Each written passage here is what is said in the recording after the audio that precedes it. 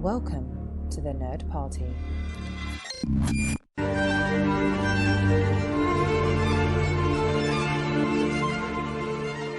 Hello and welcome to the A24 project here on the Nerd Party Network. I'm one of the show's co-hosts, Lee Hutchison, and joining me today for an interview about her role as Joy in Rose Glass's St. Maud is Lily Knight. Lily shares with us how she became involved in the film, auditioning for the role of Maud, working in Scarborough and the preparation that went into making St. Maud such a unique film, the release of the film during these challenging times for cinemas, and what we can do to support movies like St. Maud, and we also dive into her exciting career so far. St. Maud, like Green Knight and Zola, currently doesn't have a release date for the United States, but this interview contains only minor spoilers, but do be aware if you wish to go in blind to this film, that's probably the best way to experience a fantastic film like this. So for those who aren't too familiar with St. Maud, Maud, a newly devout hospice nurse, becomes obsessed with saving her dying patient's soul, but sinister forces and her own sinful past threatens to put an end to her holy calling. Lily plays Joy, a healthcare worker who shares a past with Maud and reaches out to her. Thanks so much to Lily for joining me. I had an absolute pleasure of spending some time with her. I hope you too will enjoy this interview, and be sure to check out St. Maud in British cinemas and hopefully down the line in America. Hey, I thought that was you. What are you up to? I'm a private carer. You're still nursing? What? They know what happened. All the good girls go to hell. We're talking just days after St. Maud finally arrived in UK cinemas to obviously great acclaim, a very impressive box office considering the crazy circumstances. What's been your reaction to sort of the success and acclaim of the past few days? God, I mean, it's absolutely astonishing. I think everyone involved in it has been both pleasantly surprised and also kind of like, yes, we knew it might be quite good. But I mean, obviously you never really know on set whether what you're making is going to be received so well, and it has been absolutely mad, the response. And so like, I don't know, I'm just like blown away by it. I can't really, I mean, I saw Rose the other day and she was just like, I can't even like process it. It's mad. Everyone's loving it. And it's, you know, sad and dark, which people don't normally always like. Exactly. Was there any sort of worries? Like, I know for myself as like an audience member, I'd been lucky enough to see it sort of previously, but was there any sort of worries for yourself when you think like just a week or two ago that it just seemed like everything was going to hell with the cinema industry? You had big, you know, cinema chains closing, picture house chain closes. Was there a thought that, oh wow, is maybe St. Maud going to have to join all these other films moving to 2021, or maybe move into kind of video on demand and just having to skip cinemas altogether?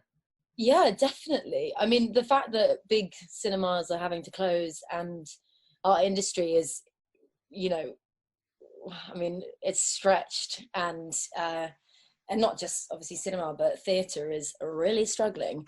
Yeah, it definitely crossed my mind. I just thought, God, like, I mean, it was delayed already. I think there was, the initial release was supposed to be in April, and obviously because of COVID, everything had to get delayed and pushed, and that was going to be, I think, a much larger release. So yeah, I mean, we're so lucky that we've managed to have a cinema release, and that so many people have managed to see it, considering, and managed to see it safely, and that it's going down so well. I mean, it's incredibly lucky also to have a film like this come out quite close to like Halloween, and where people are looking for like darker things to watch. It's really, it's fortuitous. It's so fortuitous. Like, we're lucky. We're all really lucky and grateful. I think it's one of the things that almost works out as a benefit as well, because you often see it, unfortunately, with films like St. Maud, where they come along for maybe a week or so, and they come word of mouth hits. Everyone's like, did you see St. Maud? You should go check out this film, like that. And then often by the time people get the chance to see it, it's maybe a limited run, or it's maybe kind of gone from cinemas. I suppose the opportunity St. Maud might have just now is to have, similar to what we've seen with something like Tenet, it could go on for weeks or months longer than I've ever expected. It could be crazy. Yeah, I'm really hoping so. It would be absolutely brilliant if people just kept on happening, and more and more and more people saw it. It's obviously, you know, it's not a gigantic crew or cast or anything, so if, you know, loads and loads of people see it, then I think we'll all feel incredibly lucky. and also it's quite a nice opportunity, like moment, it's fortuitous moment again, because it's not like another like big Hollywood film is swooping in and, you know, stealing the limelight. So yeah, I'm enjoying it. It's been a lovely week so far. We'll also come back to kind of St. Maud, but I'm always interested in finding out what people's sort of passion for sort of the creative arts, where that came from, and a bit about their journey. What's kind of, how did it start for yourself, Lily? I mean, I was thinking about this earlier, and I think it's like like it's actually quite embarrassing. It's the least glamorous thing on planet Earth, but I think I went to see, when I was probably about 4 years old or something, 5 years old, Philip Schofield in Joseph and the Technicolor Dreamcoat. And there were children in the background in primary coloured t-shirts in like red and blue and green and yellow. And I was just outraged that I wasn't one of them. And I remember, like, it was the first time I think I ever felt like true jealousy. I was like, why didn't my parents like hook me up with that? And I didn't know, obviously, at that point it was like, you know, a thing that I could potentially do, but I basically did every play that I possibly could at school. And then at about 11 years old, I heard on the radio that was an open casting for Channel 4 remake of a Jacqueline Wilson novel, and they were looking for twins. And I am a twin who also like acts and loves to act. And we were 11, and I just remember being like, oh well, obviously we'll go out for that. Just like, obviously. It wasn't even like a question, and I, like, you know, begged my parents to take us to Birmingham, and they were like, yeah, okay, fine, we will this time. And then I think we got down to the last two, and then we didn't get the leads, but got another smaller part. And I mean, I don't know where that exists, but it would be the single most embarrassing thing to find. But yeah, and then onwards from there, it just was like play after play after play, and writing, and like creating stuff. And my sister Francesca and I just filmed ourselves the entire time. We had like a game show thing that we did. We filmed each other doing pranks. We did an endless sort of creativity and madness, which I'm sure at my parents' peril. And then it was like end of school basically, and I had a really amazing drama teacher, two really great drama teachers, and they were like, you should apply for drama school. And I was like, oh, okay, yeah, how do you do that? And then applied for drama school. And that year I applied for uni as well, and got into uni and not drama school. And I was like, oh God, I don't know what to do. So I went to uni, and the first term I basically was like, what am I doing here? It wasn't that the university I was at wasn't absolutely brilliant, and the work that I was being presented wasn't like obviously incredibly interesting, but I remember a professor of mine took me into her office and was like, I don't think you should be here, I think you should go and act. And I was like, ah! And then at that Christmas after first term, I remember my parents being like, well, you can't drop out, what the heck? And I was like, but can I? And they're like, no. So but I didn't drop out. I stayed the whole time, and then I applied to drama school afterwards and got into a couple of places, and it was, you know, the rest is history. But like it's been a long old slog of just like wanting to do it since Philip Schofield, really.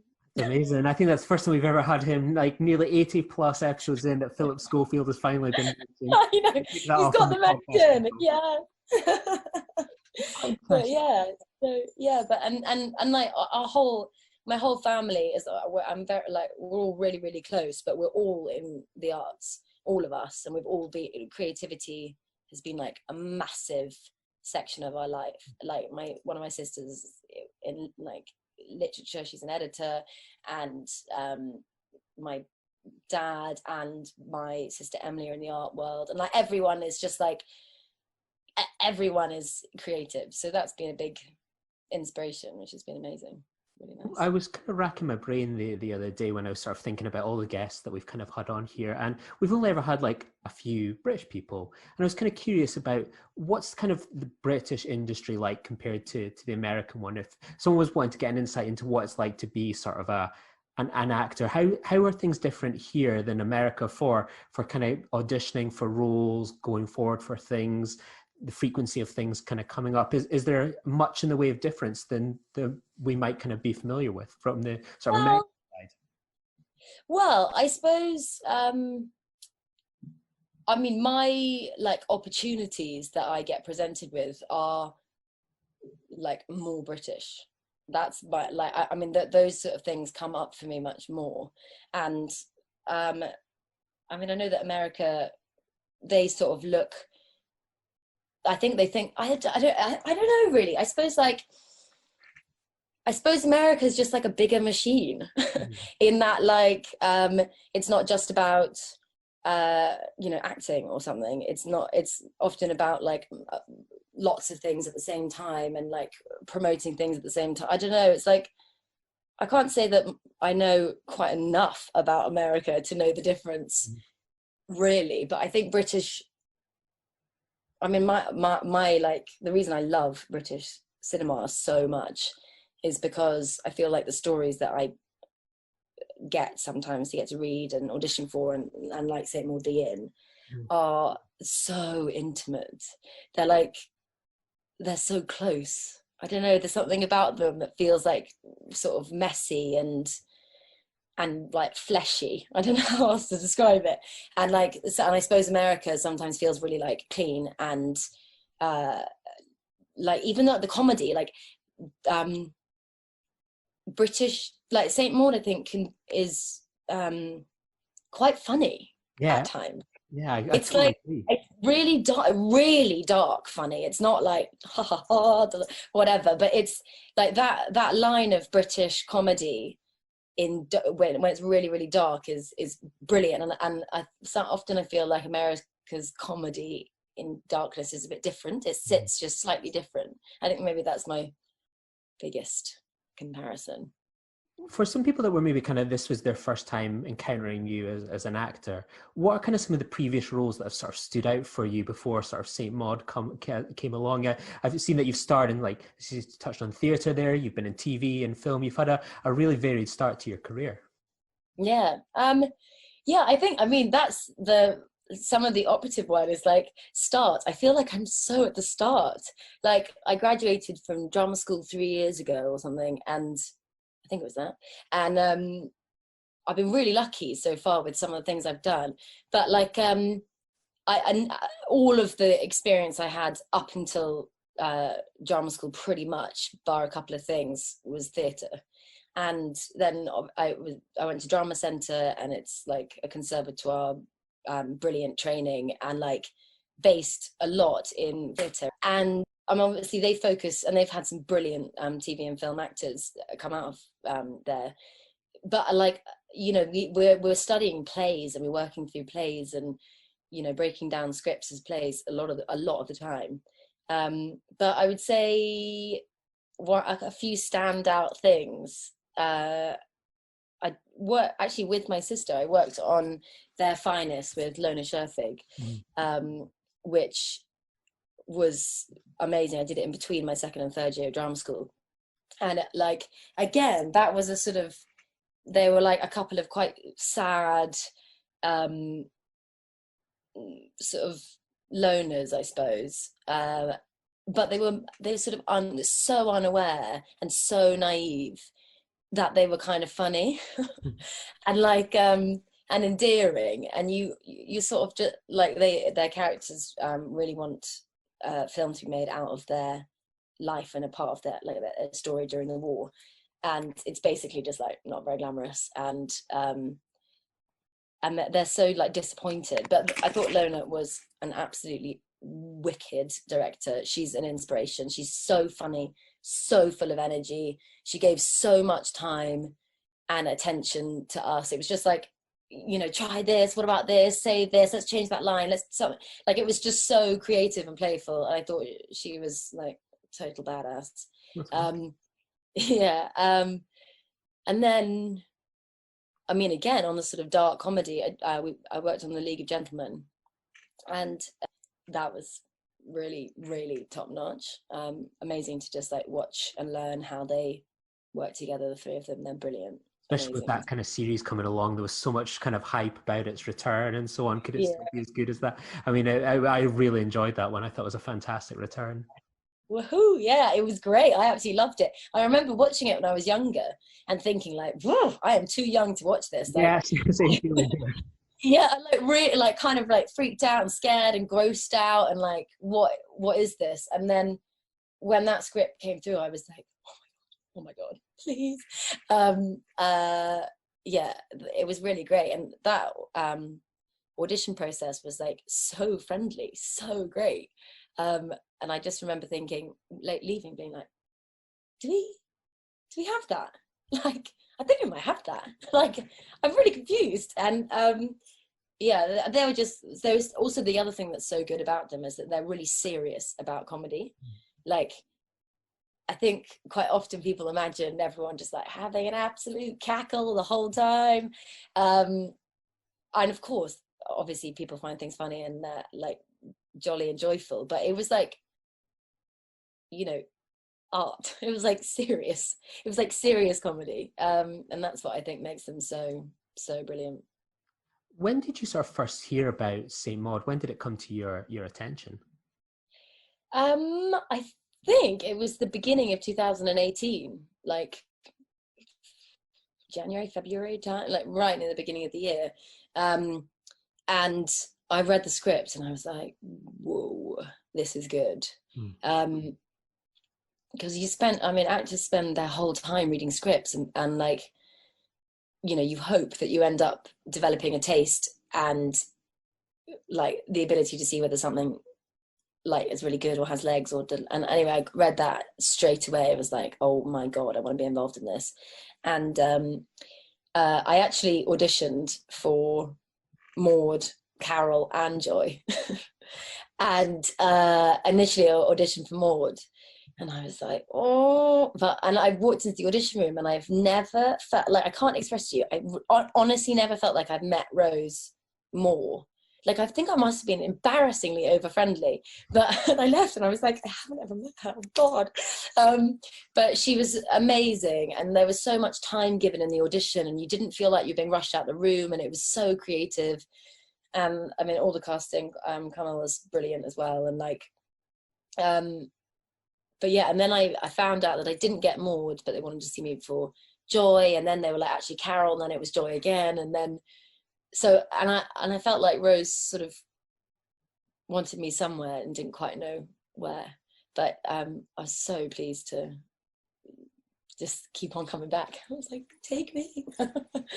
with the three, obviously, that you went for, they're such hugely different kind of characters. Yeah, totally. Was it one of those ones that you have to go, like, how do you as an actor prepare for something like that? That you've got someone like Maud, very kind of quiet, relaxed. Then you've got someone like Joy, that very kind of salt of the earth, very bubbly. And then Carol's got like an edge to her.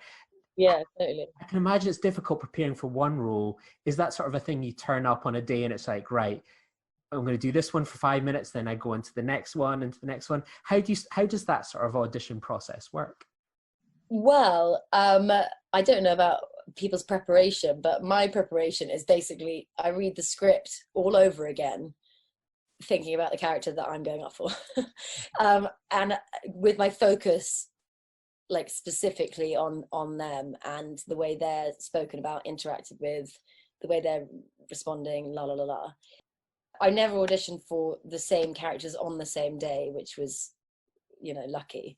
So at each audition I could like focus quite clearly on like Maud, and then focus clearly on Carol, and focus, but like Joy definitely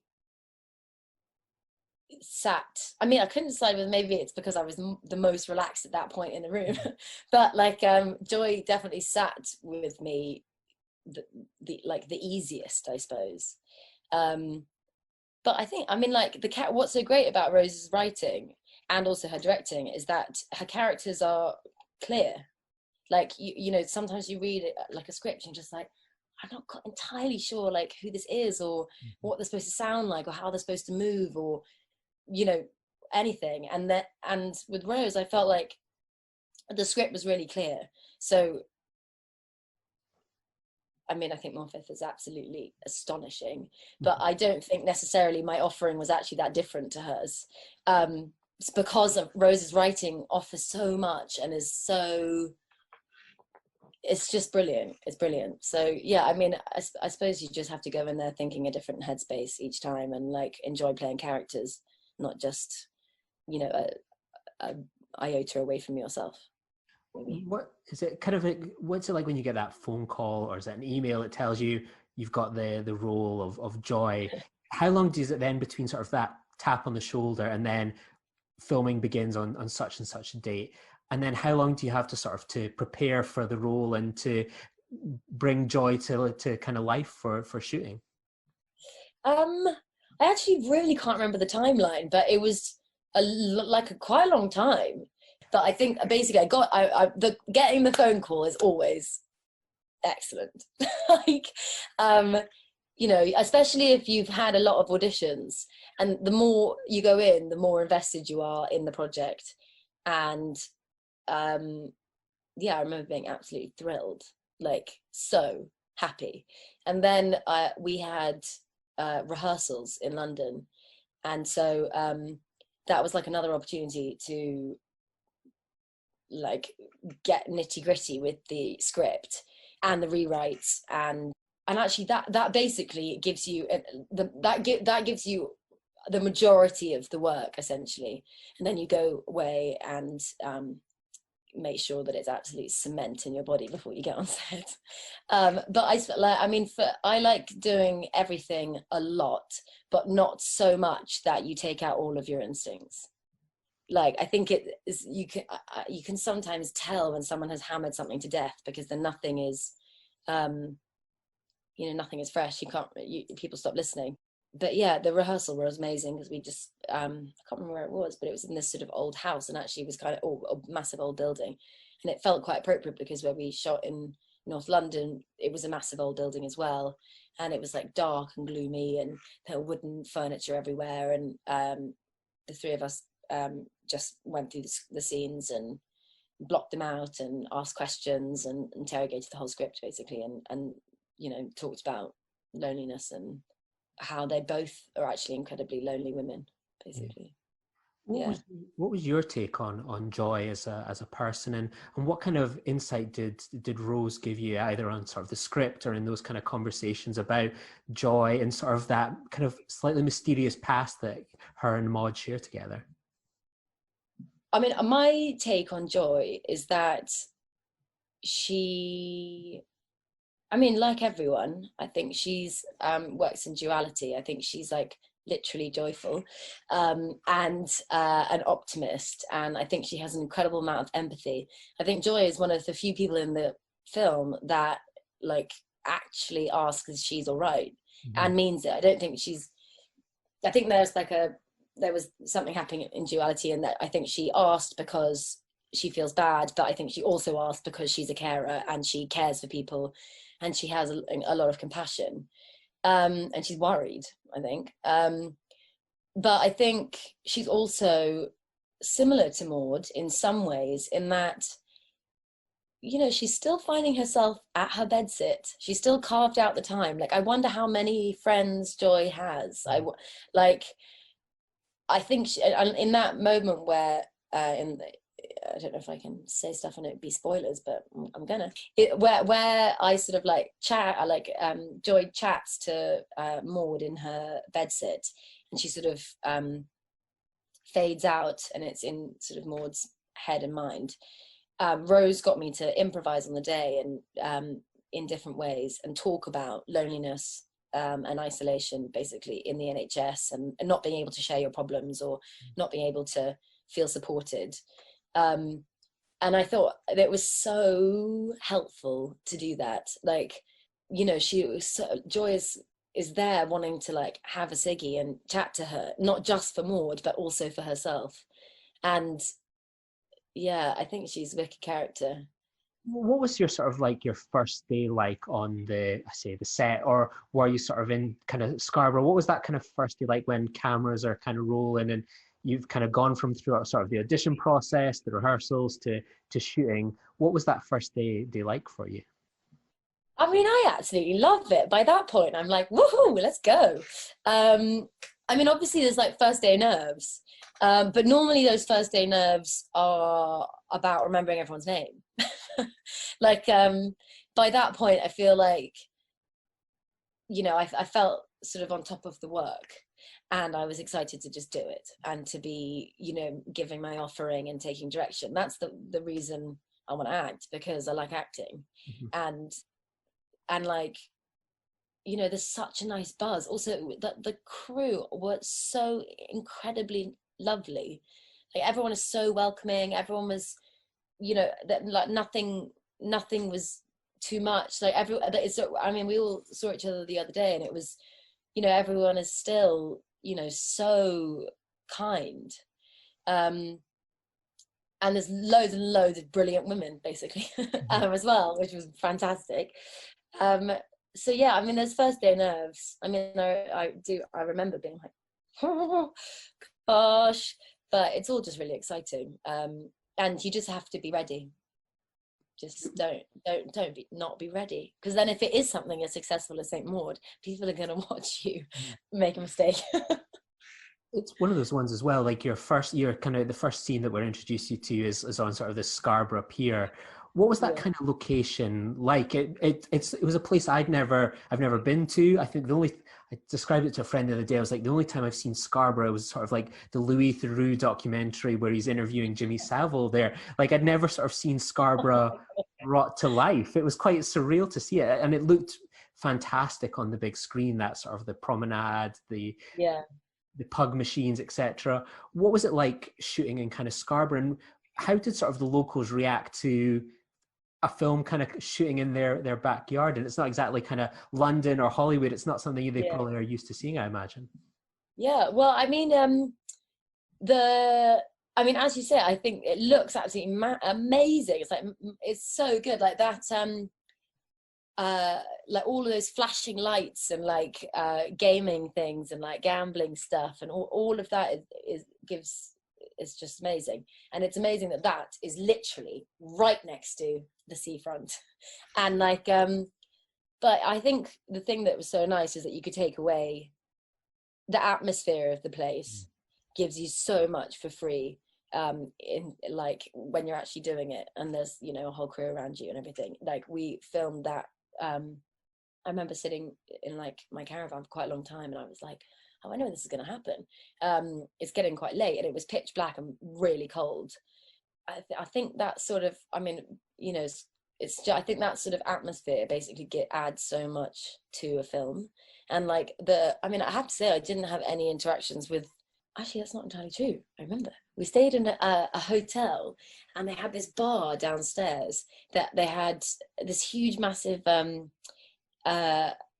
like a big performance was happening in this huge hotel, and we all went into it and watched these like local, I think, performers like singing and dancing and like, you know, giving it their all. And there we all were, like at the back, just, you know, having pints and enjoying ourselves. And it was like, I think everyone just thought, who are these guys? Like, I mean, in a really, really like endearing and humbling way, it's like everyone was just getting on with their business. But I think it's fun. I think that like if anyone sees it from there, it's cool to see where you live or grow up or whatever, or work on the big screen. But it's a beautiful place. Like, the sea is stunning, and you know, it's great. The one thing you touched on earlier on, and I could not agree with you more. I'd have maybe disagreed after my first watch, but for the second one, it nailed it for me. I saw the film 1 year ago, pretty much to the day, at the London Film Festival, and I found it a very stressful, very anxious experience. And then I watched it last Tuesday. I got the chance to see a preview of it, and it was like, this film is quite funny. And that second scene where you return sort of is like, it's one of the things I was just talking about. It would just, when you break it down, it is like classic kind of comedy that you turn up and sort of like Maud is sort of walking around in sort of like a catatonic state in her vest and her hat. And you're having this like one-sided conversation. You're not blinking to the fact that she is basically just ignoring you. You're just having a good time. And as you say, you've got the cigarette lit, and there's like lighter fluid just like moments away. Sitting right there, yeah. The first time I'm sitting there thinking, my God, this poor Joe's going to like burn into flames and so on. And this one, Yeah. God, this is hysterical to watch. What was that kind of scene like?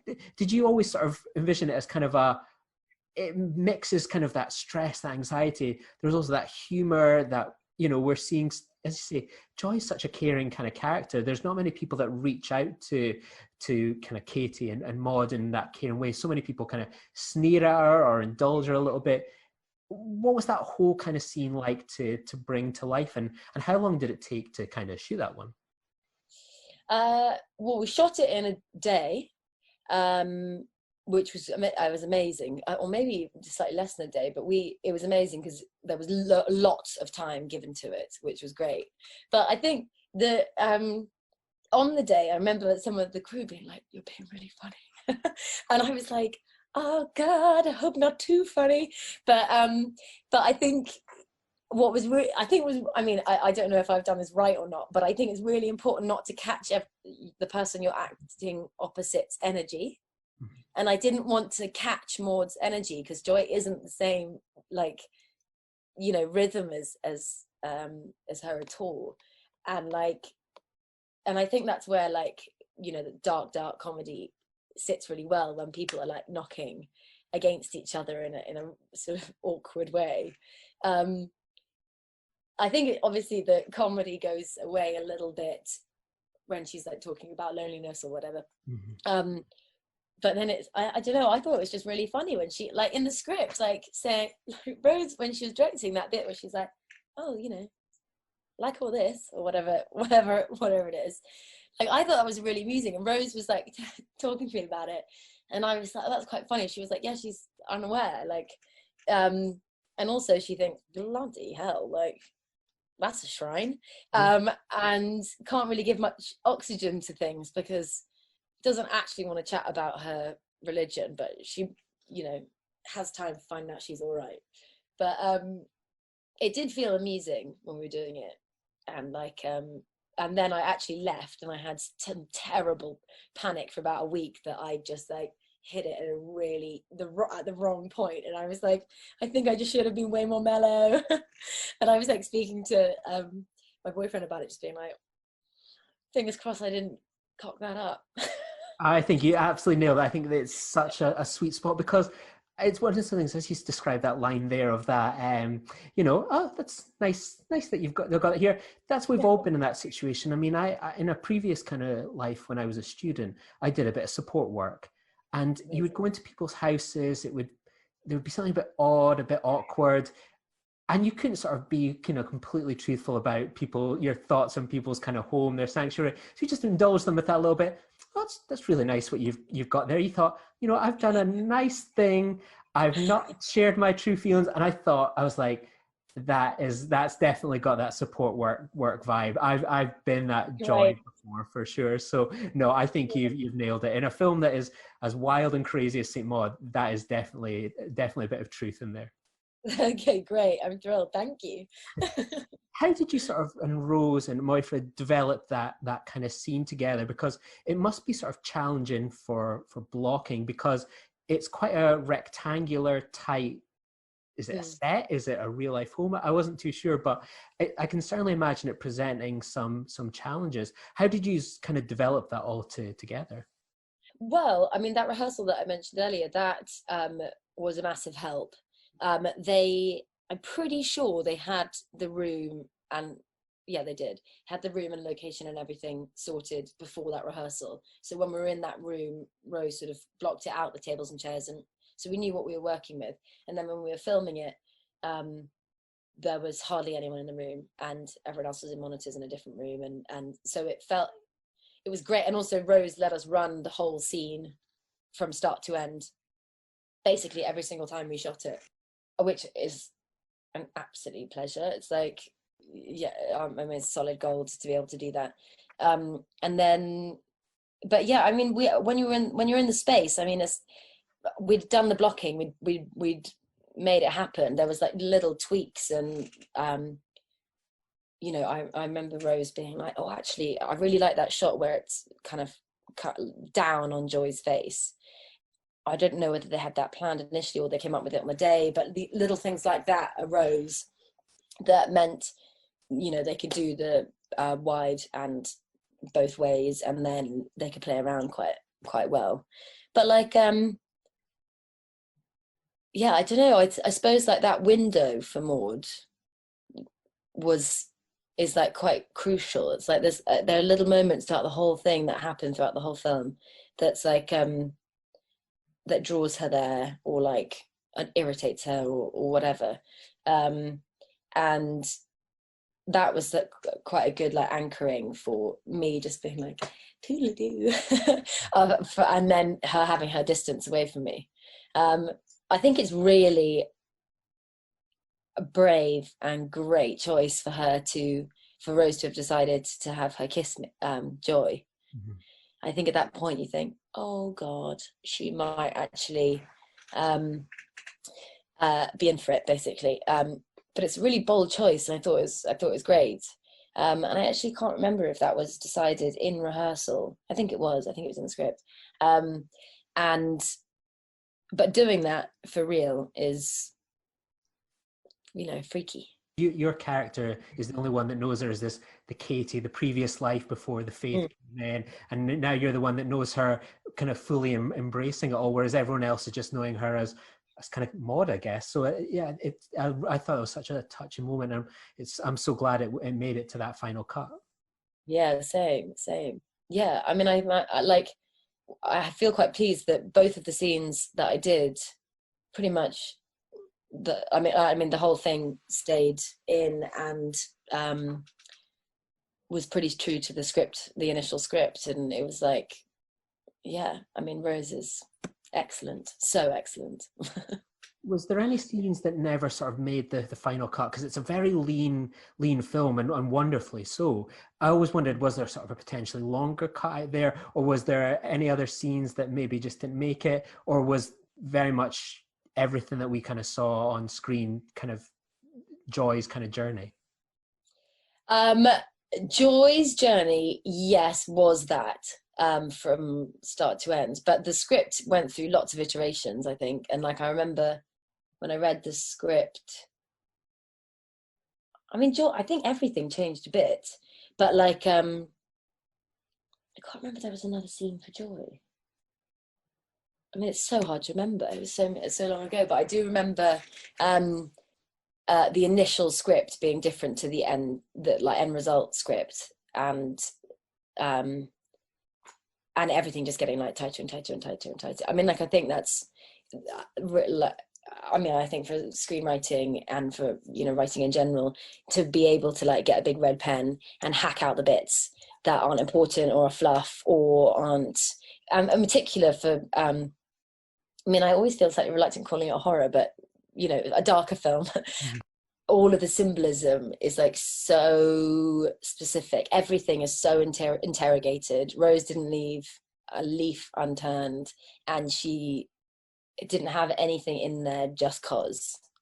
And so, yeah, I think the first script that I ever read, even when I read that, I was like, oh my God, that's amazing. It was like, you know, red penned a number of times, I'd imagine. And then it was obviously different in the end. But yeah, it's great.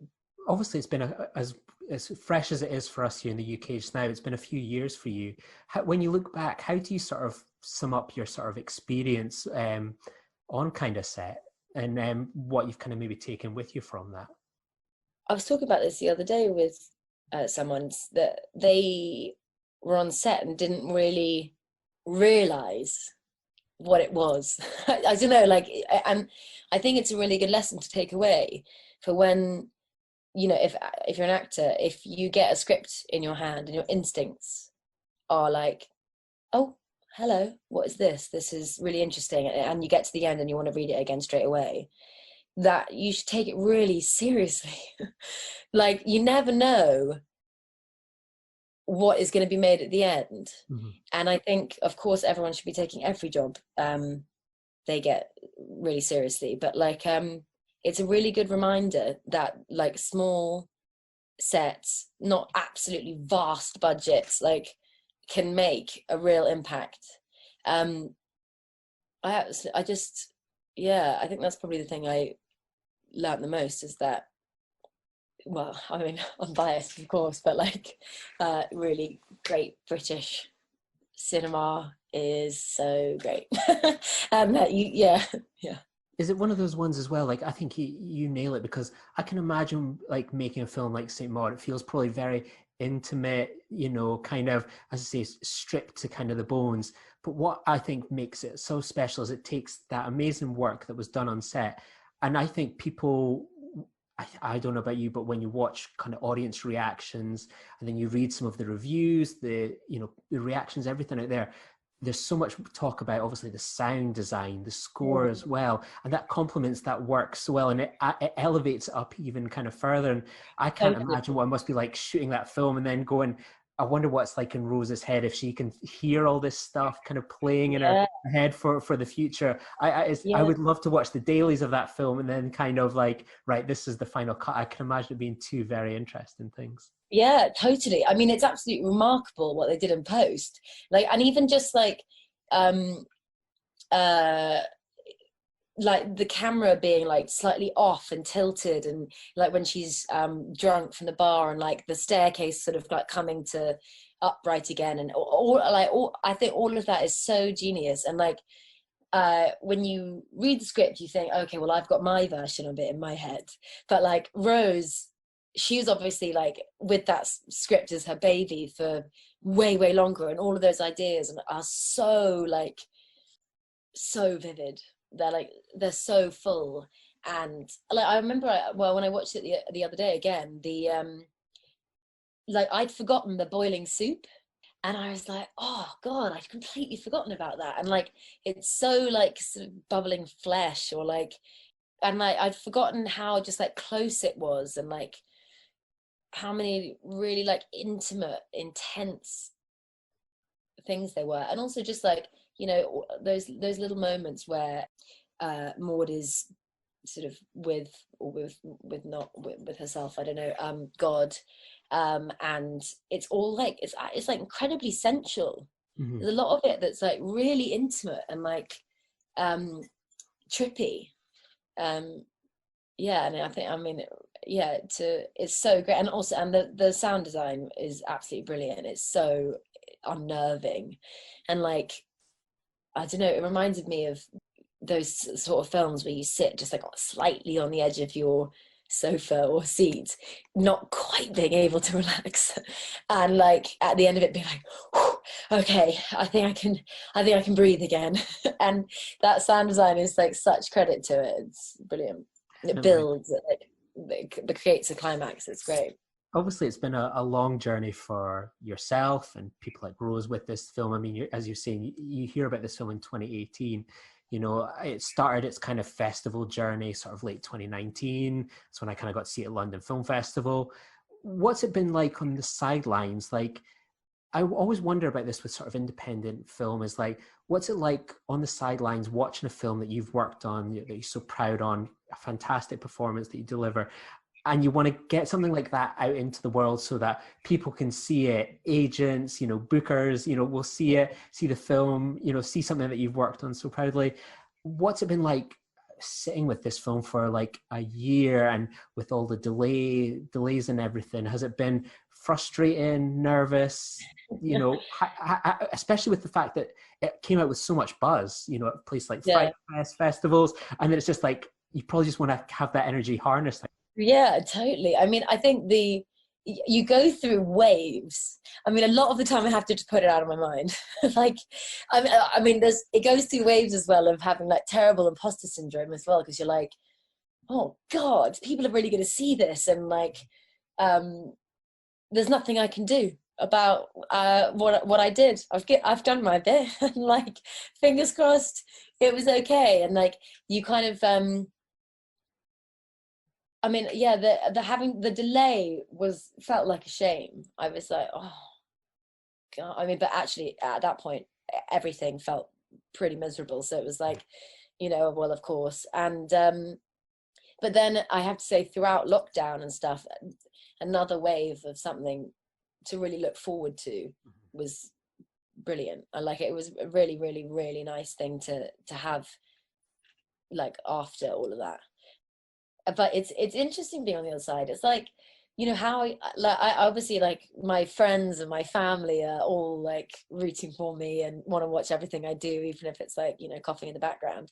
And but it's hard to know quite how to you know, use it as leverage.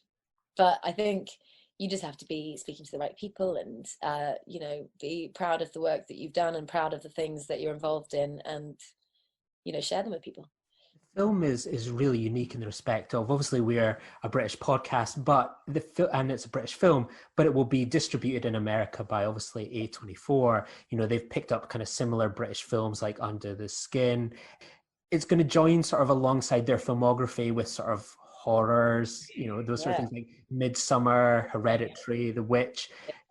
I mean, the buzz for this film, even in stateside at the moment, with no release date in sight, with like Saint Maud or any of their films, seems to be kind of growing by the day. There's people in America like, we want to see this film on VOD. When's it kind of coming? They're excited. Yeah, it's What? so exciting. Yeah, what's it like to have a film like this where it's going to be released, where people in America will see it because it's Saint Maud, they will see it because there's word of mouth and buzz, but then there will also be people that will go along and see it because of who's releasing it, because they go, well, we loved Midsummer, we loved Under the Skin, we loved Hereditary, etc. We loved Lady Bird, you know, Yeah. women in film.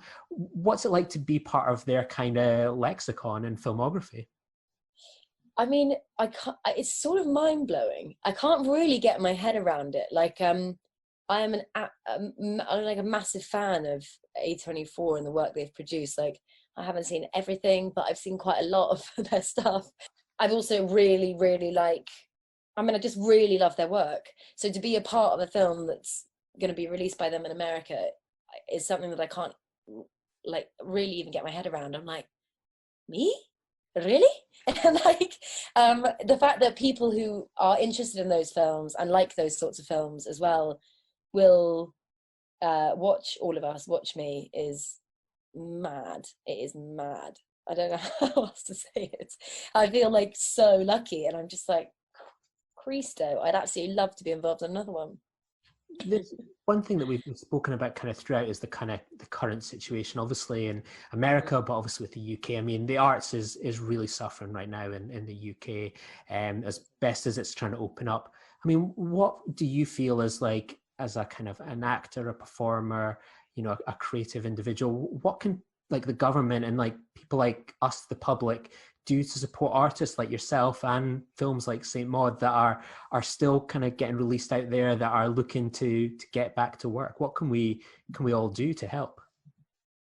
Well, I mean, one thing is, obviously safely and where possible, is to go to the cinema and support cinema, film, and when it opens again, theatre, because to buy tickets, it's like, buy tickets, please come. Like, obviously if everyone's masked up and safe and it's done in an appropriate way, you know, we rely totally on audiences to make things happen, and you know, that they feed each other. It's sort of completely synonymous with each other, and it's like, that would be my advice. Like, obviously I can plugging St. Maud, but like, it's in the cinema. If you've got a local cinema who's, you know, really have got it and they're struggling, then go buy a ticket, because it will help them. And I mean, if there's any way of like applying pressure on the government to give, you know, more money, that would be great. Like, more money to literally, you know, everyone, actors, producers, directors, casting directors, film companies, theatres. I mean, like, the theatre industry is in much more of dire straits in comparison to cinema and TV. There are still sets that are able to take place at the moment, and film is, like, you know, still going, and there's obviously a hiatus, but things are kicking off again, and you know, people can go in quarantine together and then be on set as normal, basically. So it's with obviously regular tests and but the yeah, I think yeah, where people can support is by watching and supporting, you know. And also it's like, you know, individually, if someone likes a particular actor, then if they support their careers specifically, then, you know, that momentum again in turn helps. And what's kind of coming up next for you yourself? Is there, obviously it's hard to pin down release dates, etc. at the moment, but is there anything on the horizon if people enjoyed your performance in St. Maud that we can look forward to next? Well, I mean, at the moment I'm just auditioning. So in terms of acting, I just finished, the second lockdown happened. I finished a couple of short films, and I did an episode or something. I'm not entirely sure I'm allowed to say anything, but and so they'll be coming out, and then but right now it's like Audition City. That's that, and like I'm trying to. I'm basically trying. Next year, I might be spending some time in America, if it all happens. Obviously, basically I can't plan for anything, so we'll see. But so with that in mind, I'm like in contact with some like American agents and trying my best to get out there as much as possible, particularly with the release of St. Maud going, like being everywhere with A24. So hopefully that sort of thing will happen. But aside from that, I mean, I mentioned earlier, my whole family are incredibly like creative and stuff. And so my sister and I have, I mean, identity for a twin is like quite a big thing.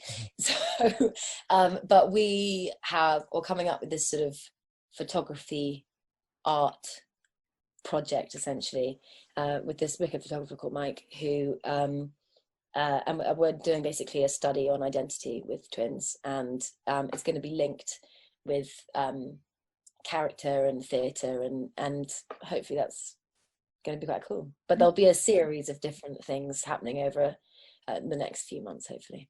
We obviously pose this question to everyone we ever get on. What are some of the highlights of the A24 filmography for yourself? Oh, God. Well, you know what I watched recently that I hadn't seen yet? It's like late to the party, but mid-90s. Great film, isn't it? Oh, bloody hell. It was so good. It literally, I can't express to you how much it resonated with me. I used to skate loads when I was little. Like, I mean, it wasn't very good, but I was in the skate park dressed in, you know, my Rhodes and DCs and, you know, Volcom belt and whatever. I'd be like, you know, just absolutely, you know, bumming around on a skate park the whole time and talking about our hopes and dreams. And it was just so, it's so brilliant. It's so sad that I mean, it's so happy and it's so sad. It's like, it's so good. And again, that feels really like close. That opening scene, where he gets absolutely pummeled by his brother in the corridor. I wasn't expecting it at all.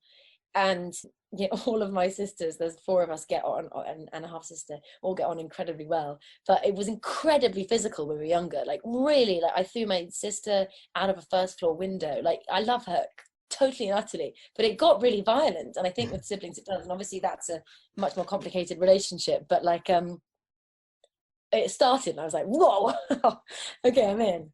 And then, I mean, obviously I really love horror. So Hereditary, saw that in the cinema. And I mean, it took me about 2 seconds to stop thinking of Muriel's Wedding, literally just for 2 seconds. And, but I thought that was so great, so dark, peculiar. Again, it's like, so some of the things that happen are so alarming and come from left field. I think that's what's really great about A24 films. I haven't obviously seen all of them. I saw Good Time as well, which I thought was great. So sad. Is that things happen that really surprise you or shock you in a way that you don't always suspect, or you think, oh, something like this is going to happen, or you're like annoyingly predicting what you think might happen, and then like the rug is completely pulled from under your feet. God, I could keep going. Midsummer, brilliant. Yeah, like, so good. I'm really excited to see how Americans will respond to this very British kind of horror. I think it's going to be really, really exciting. And I know that sort of the reviews from like some festivals, etc., that it played out there have been really positive. So I just can't wait to see how the general public will kind of react to it, because those horror films that they seem to pick out really seem to resonate with their audiences over there. So I think you'll become quite well seen on screens and films over there when St. Maud kind of gets dropped and people have the chance to watch it over there. Great. Well, I can't wait to see what people think. And finally, if people were listening to this and wanted to kind of follow along with your career or any news, is there any sort of social media kind of platforms you'd recommend people to follow? I'm on Instagram at Lily Features. My twin sister called me Features growing up my whole life, so now it's Lily Features. Here's me thinking it was like that was a potential production company name. Oh yeah, can you imagine? That's actually embarrassing. I've never put that link together, and I'm mortified that that's on it. No, it's a nickname. She just called me Features, probably because I've got features that move around like Play-Doh. But Lily Features is my Instagram, and I'm on Twitter as well. I think I'm Lily Knight on Twitter. Yeah, Lilsy Knight. Lilsy Knight. Lilsy. Thank you so much for joining me, Lily. It's been an absolute pleasure, and good luck with everything to come. And hopefully, the future ahead for the arts is positive. But I can't wait to see how this film kind of unfolds in the coming weeks, because I think word of mouth is going to be so strong for this film, and it's going to be a really consistent film. I think hopefully at the box office for months, hopefully, but who knows? It's going to be crazy to watch. Oh, thank you so much for chatting to me. It's been an absolute pleasure.